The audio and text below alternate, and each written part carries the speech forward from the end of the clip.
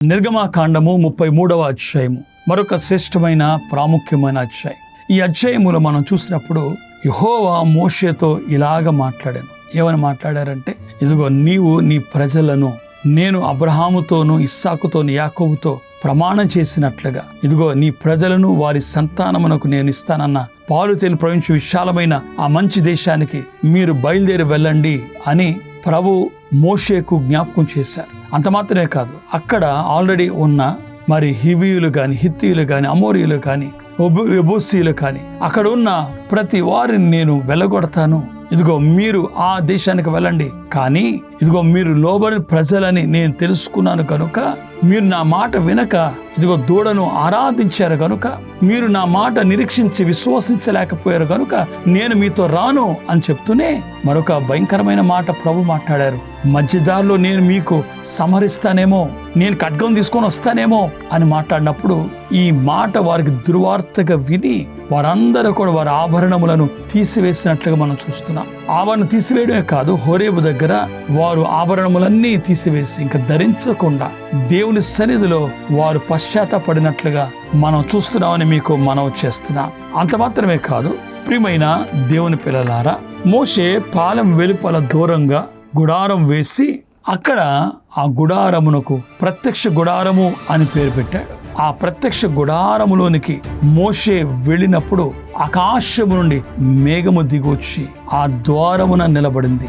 అప్పుడు ఇశ్రాయేల్ ప్రజలందరూ కూడా ఇదిగో వారి యొక్క పాలెములో వారి యొక్క గుడార ద్వారముల దగ్గర నిలబడి నమస్కరిస్తూ మోషేకు, ఎందుకంటే మోషే లోపలికి వెళ్ళి మోషే దేవునితో మాట్లాడుతున్నప్పుడల్లా వారు నమస్కరిస్తున్నట్లు కనపడుతుంది. ఇలాగ మోషే లోపలికి వెళ్ళి దేవునితో మాట్లాడి తిరిగి మరలా ప్రజల యొద్దకు రావడం కనపడుతుంది. ప్రియమైన దేవుని పిల్లలారా, ఇలాగ ప్రజల యొద్దకు వచ్చి దేవుడు ఏం మాట్లాడారో, ఏ సంగతులు అయితే బయలుపరిచారో ఆ సంగతులన్నీ మోషే ద్వారా ఇశ్రాయేలు వినడం మనం చూస్తున్నాం. అక్కడ మోషే ఎలా మాట్లాడారు అంటే, ఒక మనుషుడు మరొక మనుషునితో ముఖాముగా మాట్లాడినట్లుగా యెహోవా మోషేతో ముఖాముఖిగా మాట్లాడే అనుభవం అక్కడ కనపడుతుంది. అలాగే దేవుడు మోషేను అడిగిన మాట ఏంటి అంటే, ఇదిగో నీ ప్రజలను ఇదిగో నేను చెప్పినట్లుగా ఇశ్రాయేలు అందరినీ కూడా ఇదిగో పాలు తేనె ప్రవహించే దేశాన్ని తీసుకువెళ్ళినప్పుడు మోషే అడిగారు ప్రభువుని, ప్రభా ఇదిగో మీరు తీసుకెళ్ళమంటున్నారు, కానీ ఎవరు నాయకత్వం తీసుకెళ్ళాలి, ఎవరు వీళ్ళు నడిపించేది అని అడిగినప్పుడు ఇదిగో ప్రభు అన్న మాట, నా సన్నిధి మీకు తోడుగా వచ్చును.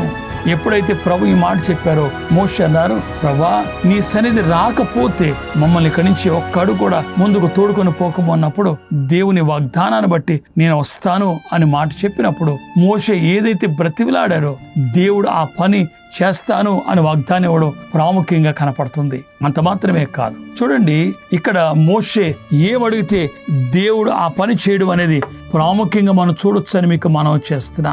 ఇక్కడ మోషే ఏమని అడిగాడు అంటే, ఇదిగో ప్రభా నీవు మాతో ఉన్న మాట నిజమే, కానీ దయచేసి నీ మహిమంతా నేను చూడాలి అనుకుంటున్నానని మోషే ప్రభును అడగగా, అప్పుడు యెహోవా మోషే నా మంచితనమంతా నీ ఎదుట కనపరిచాను, నా నామం నీ ఎడల ప్రకటించదను, నేను కరుణించు వారిని కరుణిస్తానన్న సంగతి నీకు తెలియదా, నేను ఎవరి మీద అయితే కనికరపడతానో వారిని నేను కనికరపడదను అనే సంగతి చెప్తూనే, ఇదిగో మోషే నా ముఖం నువ్వు చూడలేవు, అయినప్పటికీ ఇదిగో నీకు ఒక మాట చెప్తున్నాను, ఇదిగో నా హస్తము నీకు తోడుగా ఉంటది, ఇదిగో ఆ బండ సందు నుంచి నేను అద్దరికి వెళ్ళినప్పుడు నా మహిమను నువ్వు చూస్తావు, నువ్వు నా వెనక భాగం మాత్రమే చూస్తావు, అంత మాత్రమే కాదు నా ముఖం చూడలేవు మోషే అని చెప్పి, అప్పటికి నా హస్తము నీకు తోడుగా ఉంటది, కాబట్టి ఆ నెలలో నుంచి నన్ను చూడు అని జ్ఞాపకం చేసినట్టు చూస్తున్నా. కనుక ప్రియమైన దేవుని పిల్లలారా, ఈ అధ్యాయములో ఈ సారాంశం అంతా మనం చూడొచ్చని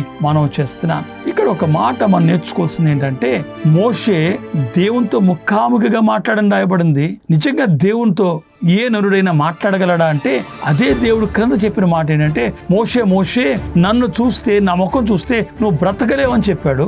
అలాంటప్పుడు ఎలాగ మోషే మాట్లాడారు అనే ఆలోచన మనకు కనపడుతుంది. కానీ దేవుడు మోషేతో మాట్లాడినప్పుడల్లా తన మహిమను తగ్గించుకున్న సంగతి మనం గుర్తించాలి. దేవుడు వస్తే ఏ నరుడు చూడలేడు, కానీ మోషే దేవుని చూశాడా అంటే ఖచ్చితంగా చూశాడు.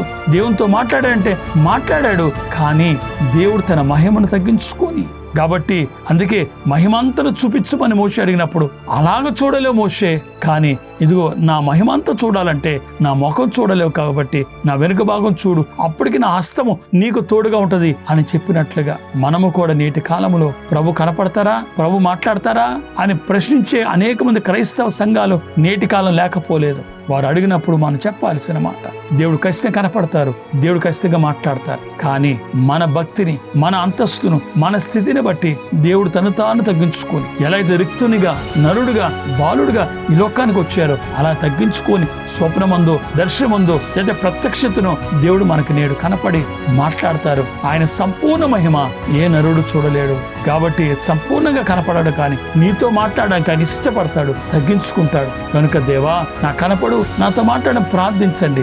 దేవా అందరు కనపడు, అందరితో మాట్లాడడం ప్రార్థించండి. దేవుడు మనతో కనపడి మాట్లాడే అనుభవం సంపాదించుకుంటాం. ఇట్టి సహవాసం ఎక్కడి నుంచి ప్రారంభించబడితే రేపు మధ్యాకాశంలోకి వెళ్ళి సంపూర్ణంగా దేవునితో కలిసి జీవించగలం. అట్టి దీవెన ఆశీర్వాదం దేవుడు మీకు అనుగ్రహించును గాక. ఆమేన్.